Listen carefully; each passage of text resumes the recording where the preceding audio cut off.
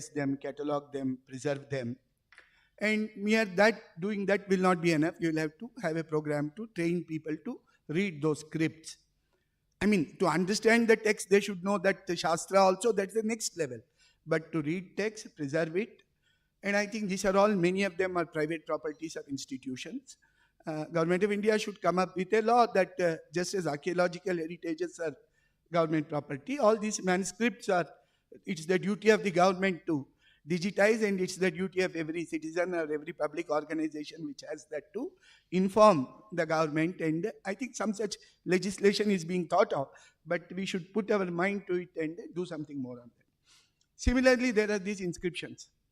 Today we are translating and editing inscriptions that were collected in 1915. That's the rate at which it is going. So this budget, I think the Honorable Finance Minister said that there's going to be a digital museum of inscriptions, about 1 lakh inscriptions. Professor Subrayappa of this city wanted to catalog the astronomical information because they record eclipses and tithis and all that. It's a very great source of astronomical information. And most foreign scholars who studied Indian astronomy said Indians never observed the skies. They copied Greek texts. So this is an enormous record, and what Professor Subrayappa found was he could only get access to 20,000 of the 1 lakh inscriptions, which were published and translated. And he found 12,000 inscriptions talking about eclipses and all those dates and data managed from today's skyware or whatever. So these inscriptions are not just sources for society, social relations, dynasties, they are also sources for science and technology. So this is about preservation of sources. Another, this thing is there's a lot of initiatives going on.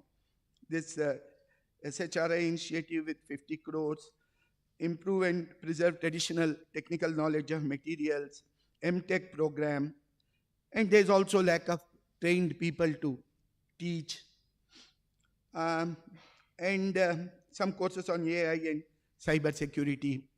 More initiatives are going on. I was asked to be in some committee by UGC to introduce Indian knowledge into higher education program. After 8 months of deliberation with very eminent people like Professor Ram Subramaniam, Professor Iyengar, many, many great scholars, Professor Sitaram, who will perhaps be coming today, or I don't know. But still nothing has been done. We have made detailed recommendation. Basic point we are saying is everybody who studies an undergraduate course in any subject should take 5% of credits in the corresponding Indian discipline. If you study psychology, you study 5% of credits mandatory in Indian psychology. If you study mathematics, you study 5% Indian mathematics. You study economics, so like that. If you study architecture, if you study metallurgy, this should be there, and for that teachers should be trained, textbooks should be prepared. That is a much more difficult task. There are many, many scholars, but very few textbooks. So UGC or DST will have to commission that kind of textbooks, because unless courses are taught, textbooks will not come. Since these subjects were banished from the universities and institutions, there are no textbooks. There are a lot of scholarly works, but who is going to read all of them and convert them into courses? So these things will have to be done. Then there's this issue that the lack of connectivity of youngsters to this knowledge, and a very short span of time, and that we tend to teach them a lot of shlokas in this brief time, and it will be difficult because they do not have the background to understand all that. This is a very genuine problem. So we have to have two kinds of objectives in teaching Indian knowledge to students. One will be for the large sort of class of students who are going to be receivers of this. They may not be immediately going back to the sources and studying them and doing further research on them. For them, the information should be given in the language in which they will understand, both regional and if they want it in English also. The technical content should be produced. What is the mathematical content? What is the astronomical content? What is the medicinal content? So that should be taught in the way it is taught. Today when we study mathematics, we don't study it in the language in which Euclid wrote it or Newton wrote it. We just say Newton's laws, but it's written in today's English or today's Kannada. So this is a very important point. But that's not the end of all. We need people to study these subjects and do research on them.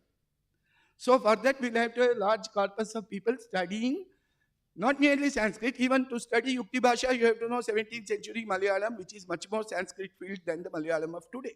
So they should know the classical Indian languages where a lot of technical literature is there, and Sanskrit, and Pali, and Prakrit, and that should all be part of their training towards becoming specialists in some domain of knowledge, not just literature.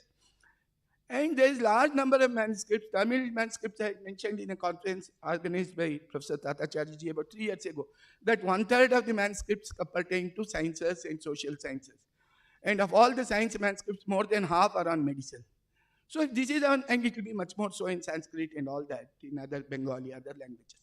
So these are the kind of issues which are there in relation to some of the points. Now coming to the ICT itself, I think I would suggest 2 initiatives. One is we should have a large ICT program on Indian languages in such a way to make computers accessible to every student, that he or she should be able to access all the programs and tools available, not knowing English, but knowing any of the Indian languages. This is how it happens in most of the literate countries of the world outside of the English knowing sphere. In India, this great gap between the English knowing and not English knowing, and the great power that the English knowing have over all the public resources and public media and everything. So the rest of the people have been only at the receiving end.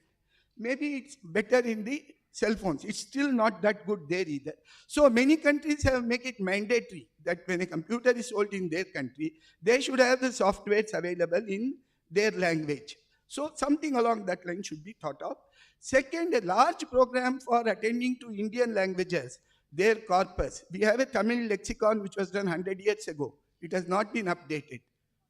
That was done by people who knew Tamil and Sanskrit. So this should be done by people who know IT, who know Sanskrit, who know the regional languages. So this large corpus, all these kinds of tools which are necessary for ICT tools to be functionally operating with Indian languages should come. And as was pointed out by Devraj Jadiga yesterday, speech recognition is slightly easier in Gujarati than in Sanskrit, because Sanskrit is a very sophisticated language. We should understand it was a pan-Indian language. It had to pick up everything and it had to be very perfect. Whereas Indian languages are more easy. They are meant for communication. And so all communication tools can be worked out much more easily with Indian languages. And then we can go to Sanskrit. If we gain more experience, we can do better things in Sanskrit. So these are my few brief suggestions. I call upon you to. Yeah, once you give permission, can I take some questions? Anything first, let us finish. Then last 10 minutes we will give for questions. I have a flight to catch. Okay. Why don't you react to all this and then I'll ask them to ask you questions. For these courses and all, I am representing Department of Science and Technology, DST. We don't directly deal with the curriculums of education or something. We will give our inputs only to the Ministry of Education. However, through this, as I mentioned, this IIT Hyderabad, we have started a project called Digital Takshashila, which we named it Digital Takshashila. And through that one, there we have subjects like Vedic studies and yajna, experiments with nature, and speech and language, the Indic languages, sounds of music. And there they have a digital curriculum, which we also know about. I mean, they only created it with our group of experts. Otherwise, about the syllabus and all, Department of Science and Technology has a very little role to create any courses of this kind. And for Bharat Sri also, this budget has declared the Bharat Sri, which is a manuscript program. And Ministry of Culture has also got a lot of program. But now this is an extra step, an extra effort from this government to understand the science and technology behind this thing and how we can use the traditional knowledge to present our heritage or preserve our heritage in a better way. That's what a little step taken by the Department of Science and Technology in this regard. And about this traditional program, we have another one program called Cognitive Science, CSRI, Cognitive Science Research Initiative. There are also a lot of research is going on, and we have Satyam, which is called Yoga, Science of Yoga. So these are the kind of initiative Department of Science and Technology has already taken. And this initiative, now we are going to give a call for proposals. And this is a wonderfully organized seminar, like conference. I learned a lot, and I was just writing down almost all the questions. So that we next call for proposal, how can I frame that questions in a different way with permission of committee and the department. So this is a way how this is the way we are doing, and the way forward. If any suggestions, we are ready to accept it, and we will discuss the suggestions. We will take the recommendation of these seminars also.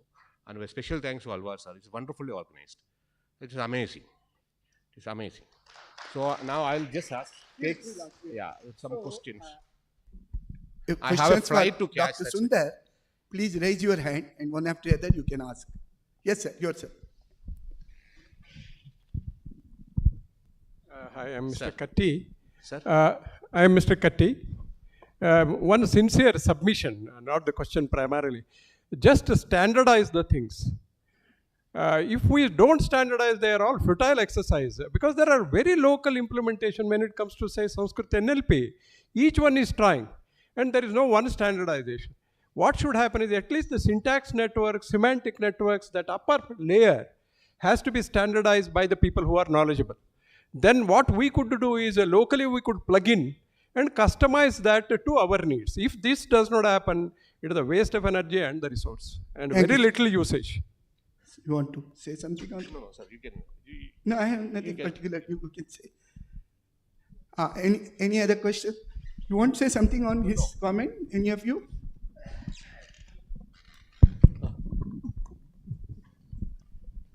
Well, these are Not audible.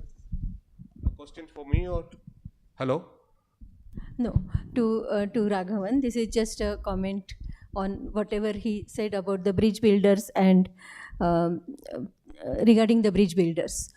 Actually, bridge builders is a continuous process. It's not that once we have the bridge builders and we stop, because technology is evolving. Okay, so I have been in this field and I have seen several bridge builders, but still I see that whatever these bridge builders know, we need to have a next level of bridge builders because technology is changing, advancing. Another thing that we need to think of is, you started with a very, you pointed out very nice thing, saying that first it is the users, we have to get the feedback from the users. I will put it in a next step. I will say that first we need to identify the problem which is useful for the society. Whatever is the contemporary problems, whatever contemporary problems are there, can we solve them? So first is identification of the problem. And now once you have this problem, we do situated problem solving. That means we bring various people together, like the Sanskrit scholars or the technologists. Well, this is not my idea. It is what Chaitanya ji and Professor Sangal also used to say even 20, 30 years ago. So the situational problem solving is something which we should think of. We identify the problem, and that problem is now, we have that problem in front of us, and all of us together, the technologists, Sanskrit scholars, language language learners or linguists, and whoever is involved in that particular problem, whatever dimensions, whatever branches of knowledge are necessary, bring all the experts and try to solve that problem. So here, now you are not learning Sanskrit right from the basic, where to start, that problem will not arise. Because now there is a scholar, you just ask them pinpointedly, this is my question and tell me the answer from your Shastra. And the technology person will also give similar kind of solution. So this is... I completely agree with you. And I had identified 3 problems, and then I was talking about who the users might be. So completely in agreement with you. And about bridge builders, again, I will agree with you, because it's not a one-time thing. Even a bridge builder has to evolve. So there is no question about everything that you said. 100% agree with you. Questions for Dr. Pramod? But I have another opinion for this one, because actually what last 2 days we discussed those problems for Sanskrit. Everyone need data for the user, and data will come from the users. So if you reduce the domain of users, then possibly you will reducing the chance of the data. Because for accuracy, what we saw yesterday in those presentation, like one presentation was there to convert those Sanskrit language in text form, and it was showing so much error because of. Oh, sure. Anybody else has questions for Dr. Sundar? Please. Sir, I'm Dr. Gunashekar. Yes. I'm You are really. from? I'm from, You are from I'm from a civil engineering background. which institute? Actually, I'm a consultant in Okay, fine. engineering. Okay. I was a wild card entry thanks to my good friend Srinivas here. I was basically in the industry, working in the industry, and I started off my career as a researcher. Sir, please make the question brief. Yeah. I will. Now, sir, just like you have, I'll tell you the crux of the problem. Yesterday and today I was listening. We have the content, the knowledge base is there. The process is something which is missing Yes. because the Indian's knowledge system is based more on the Gurukul system, and the current education is based more on the curriculum. We frame a syllabus and we teach. The conflict which I had was today, even if you studied theoretical physics, they will not ask you where you studied, under whom did you study. It again boils back to the guru. So I think as DST, not only your direction should be in documenting this knowledge, like archaeology was mentioning, bring in a legislation and collect it. You should also collect people who know this knowledge at a very vigorous level. Yes, yeah, I got the idea. Yeah. Now, NEP, the new education policy. Okay, and will I bring think some changes. whatever is IIT, artificial intelligence, whatever we have regarding the digital thing, it should be subservient to serve this model. Yeah, I'll come to this. This is a basic problem. Even after 75. Okay. Thank you, sir. Yeah, It's just yeah. share. Now we got a NEP, new education policy, Yeah. which will cover some aspects of this. Oh, under NAP. No education policy. Because after this one, and one more thing is about this digitization. This is a part of our program. Because of this conference, I am just concentrating on digital space. Otherwise, we have a lot of other programs. We have a lot of other programs also. Just because of this the conference is more on digital technologies or ICT, I have just mentioned that space. Otherwise, this is very less part of our big projects of STRI. And connecting together, we always try to get collaborative project or consortium mode on this. But it's very difficult. In the initial space also I told. Maybe many scholars are there, but they don't come together. It will be very difficult. Especially when the kid, I'm sorry, I'm not, when it comes to this traditional knowledge, scholars are many, but they don't come together. It's my personal experience. I'm not commenting on it. Yes, sir. Question No, for can Dr. Sundar? Yes, sir. Please be very brief. He has to leave now. Sir. Yes, sir. Yes, sir. My question is to Pramod. We were interacting, but we got interrupted in between. So I'm repeating in this context what Nandan Nilekani had raised once. Can we afford a million digital illiterate citizens in India in the next 5 years? Little louder, sir. We are not. Yeah. The question that was asked by Nandan Nilekani was this: can we afford a million digitally illiterate citizens in India in the next 10 years?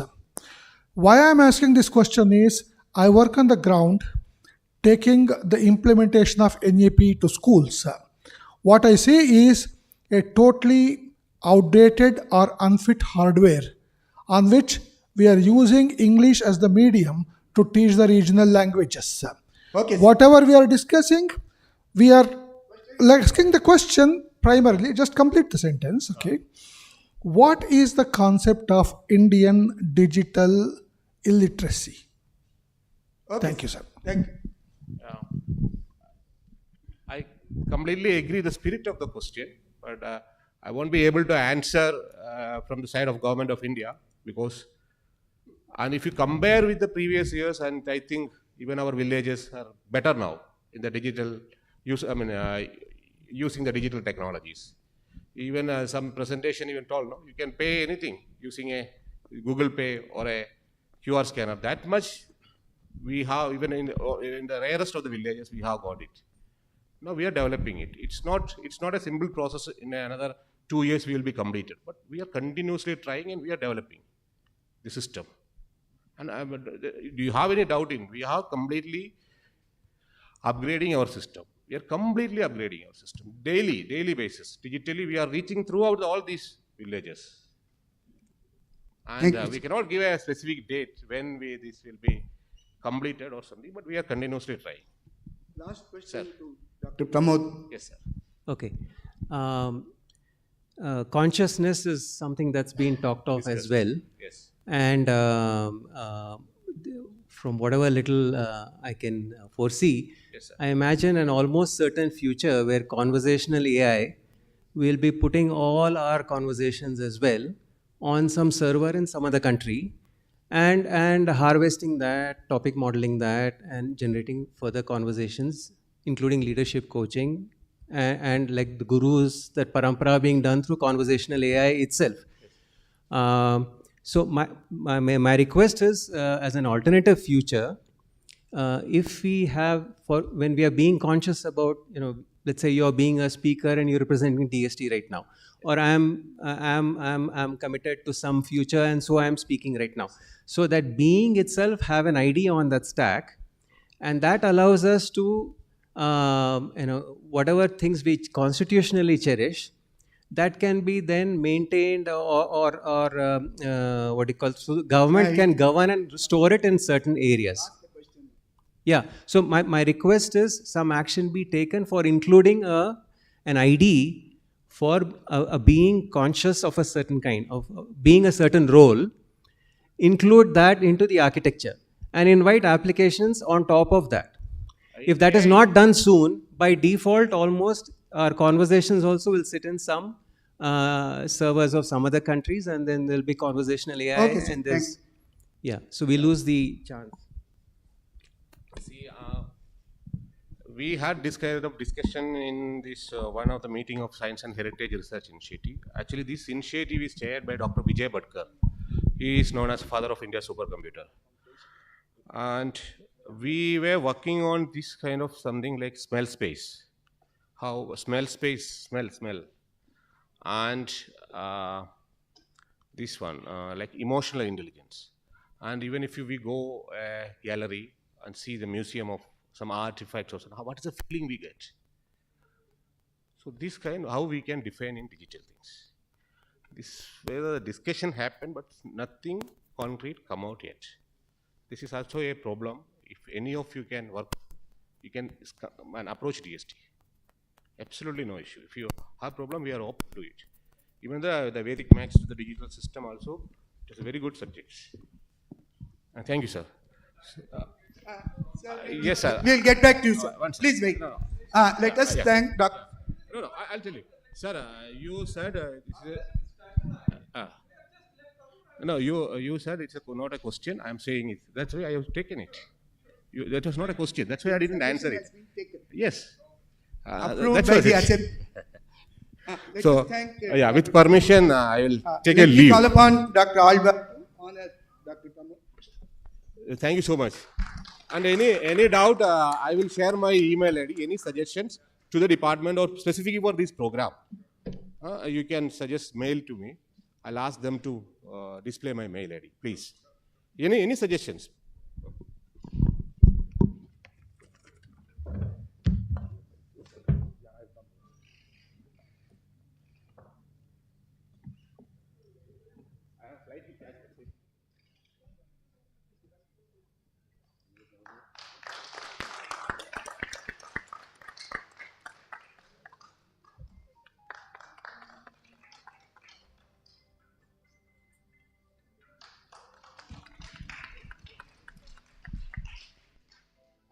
Sought the permission of the organizers to extend this discussion for 10 minutes. So I call upon both the panelists to make their comments, and if there are any other questions, we will take them, then we will conclude. Thank you very much. You were saying something, I interrupted you. Please go ahead.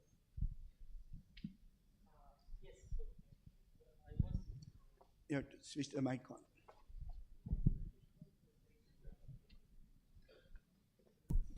Yes.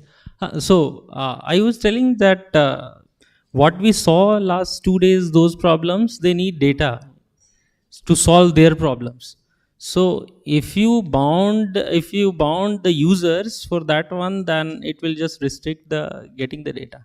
And another thing is that what the you were telling, that the standardization of that Sanskrit thing. This one is very another aspect which we have to look, because the for any analysis you need the data in a standard format. So if it will come in the random format, then it will create another next 10 year to get the concrete solutions. So the standardization is another challenge for every type of users and every type of providers for those solutions. Yes, yes, exactly. Please speak to the Yes, mic, sir. I agree. That's why he It has took an importance in terms. Otherwise, we will meet here and go and forget about it. exactly. That's why. Unless the government enforces and sets the standard, this is not going to go anywhere. Thank you. Yes. Sir, the government has gone.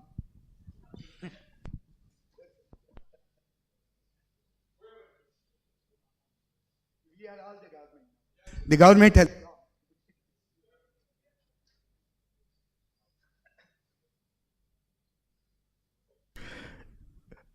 There is one thing that Professor Srinivas mentioned, which is about trying to see whether we can have at least some credits for subjects related to this. And I think that's a brilliant idea. I think this is going to be very useful.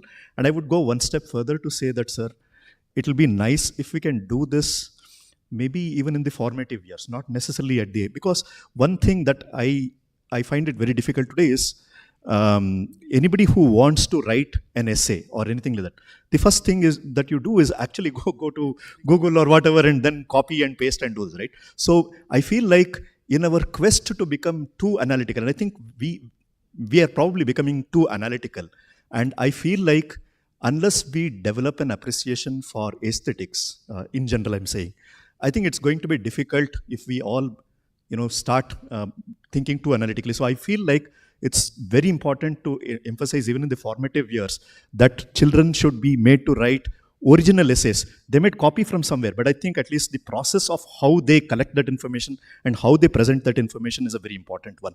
Without that, I feel like we learn some of these things only when we come to the undergraduate program, or worse, in the postgraduate program. So I completely agree with your suggestion there. Any other questions? Any other questions from the audience? Yes, sir, please. But please be brief so that others can also speak. Yeah. As sir and also both of you have mentioned, maybe in many of the autonomous institution and VTU also, maybe for 20 marks or 40 marks they are giving assignments. Can we define some of the things, maybe from the initiative of Sanskrit, and so that students can explore this and also they can come back? I think they will start digging deep into this also. This is a small Yes, sir. Please take the mic. Yeah, I'm from industry, and you mentioned about fail quick and fail fast. One of the processes industry uses is alt and halt. You might be familiar with it. And I think we should encourage that. Try to find out an alt or a halt method, accelerated testing methods and highly accelerated testing methods. That could give us to early failure and all that. That is number one. Number two is, you mentioned about books not getting really done. We have done many exercises of forming e-books with specialists, and so that coming together, writing and all that is avoided, but e-books have been generated in a matter of about 2 weeks. So might want to just explore that. Thanks. Thank you. The students want to say something? They have not said anything at all.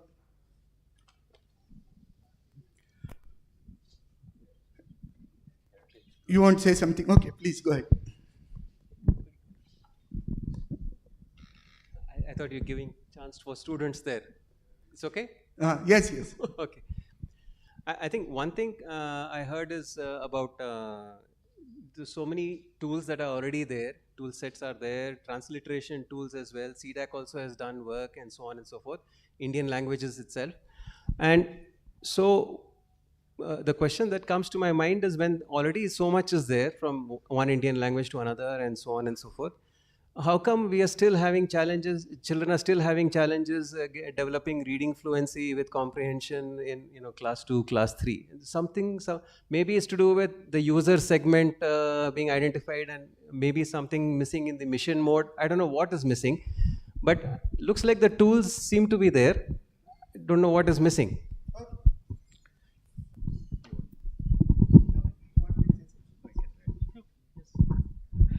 Yeah. Just to react to your question, I think the tools are there. Like what sir was saying, one problem is he used the word standardization. Standardization absolutely is important. And even if standardization is going to be an eventual goal, at least until then, we need to at least know how to interoperate with each other, right? And if you can have a standards-based interoperability, fantastic. But sometimes being able to just interoperate with each other, at least that much we should do. Second thing about why we're not making progress, like you don't get to know about any of these things unless you attend some of these things, right? Like it's about even having that basic awareness that such things exist. And where do we get all this knowledge from? Certainly our textbooks we're not saying this. Maybe with the NEP, some of these things are going to change, but our textbooks were not saying this. And we also don't necessarily have that. And if families are going to get nationalized, as one of the famous economists said, right? We cannot allow everything for the government to be done. I think some of these things probably have to come from even our own families. Today, we don't necessarily have the time maybe to bring and inculcate. So how many of us actually celebrate every festival with the same gusto like what it used to happen some time ago? So I feel like some of this preservation, we need not necessarily wait for government or everybody to do it. We probably can do some of these things ourselves also. That is my humble submission to this. But to your larger point, I completely agree with you that just the awareness that this is a problem, that these things can be done, seems to be lacking unless you move around in the right circles. So finally, a few concluding comments. You would like to say something, sir?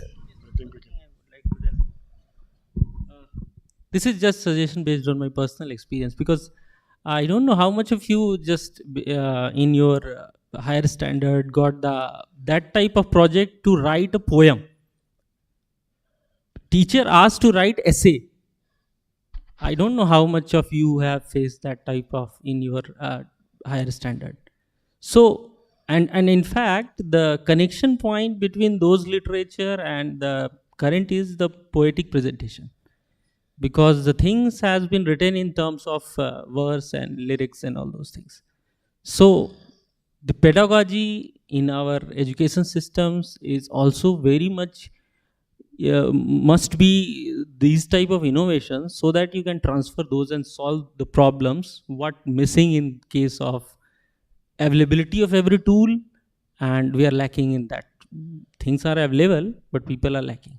So these type of things can connect those things, and I think it will solve certain level of problems.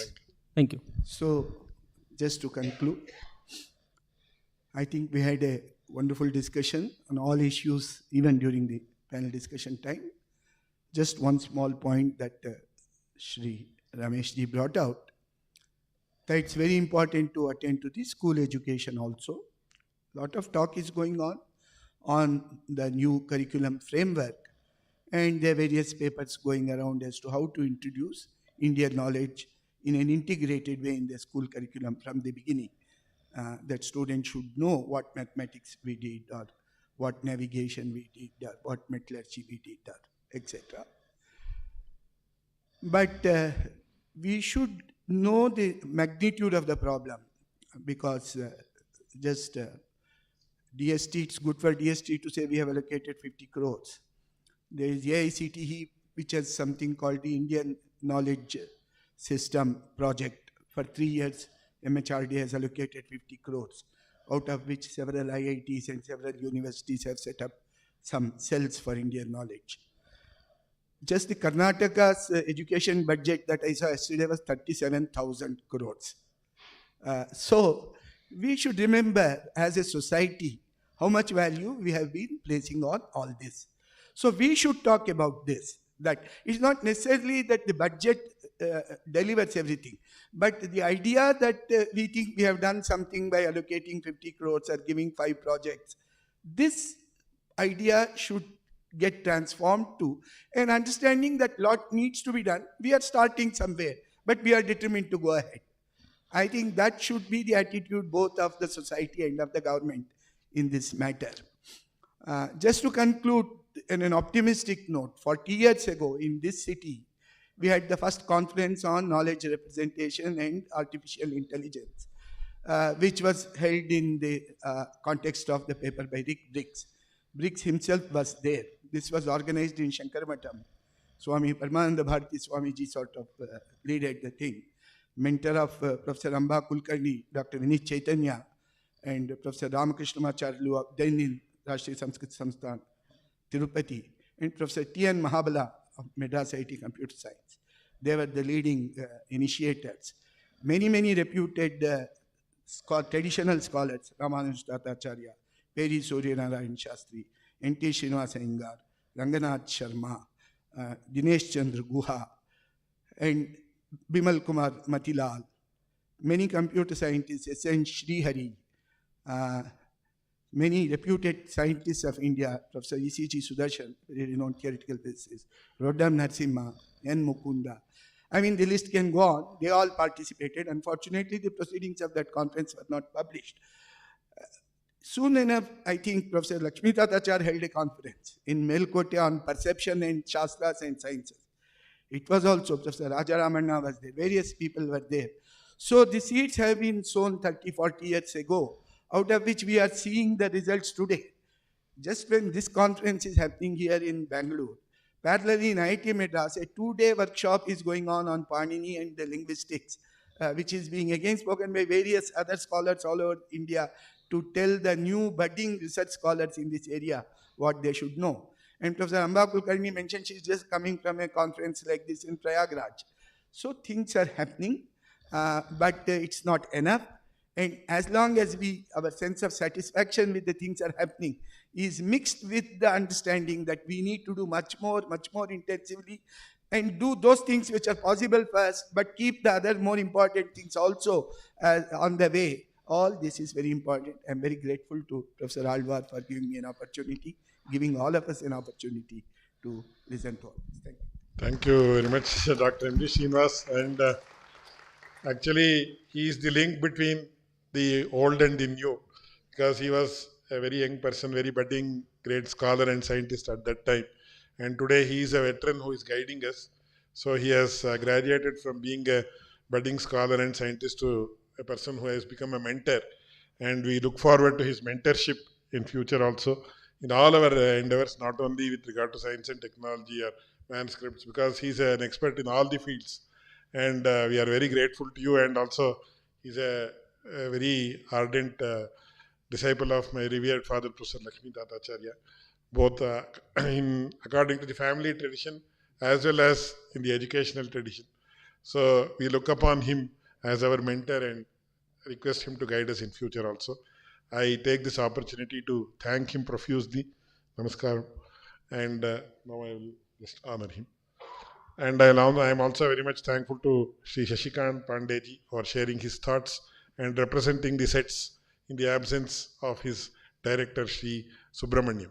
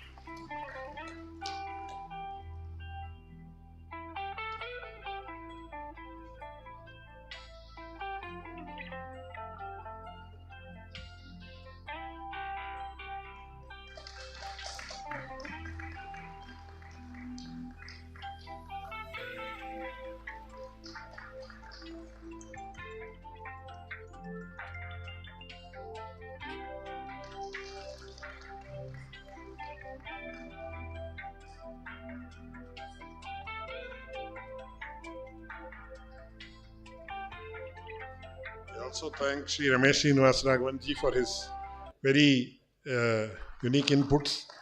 And we hope that we have renewed our relationship once again after a long hiatus. So I request him to kindly associate and guide us with all aspects. Thank you very much. Now we have a very short 10-minute break for tea. And Sri Tejasvi Surya will be joining us shortly, along with T.G. Sitaram, Chairman of the All India Council of Technical Education, and Srivatsa Krishna, who is a Senior Principal Secretary in the Government of Karnataka. Along with that, our Professor Dwarka Dasa will be joining us, and also Dr. Shailesh Nayak, who is the Director of the National Institute of Advanced Studies, will be joining us. So we have a very elite panel joining us. So I request you all to have tea and come fast and be seated in the auditorium by 10 minutes to 4, that is 3:50 p.m. Thank you.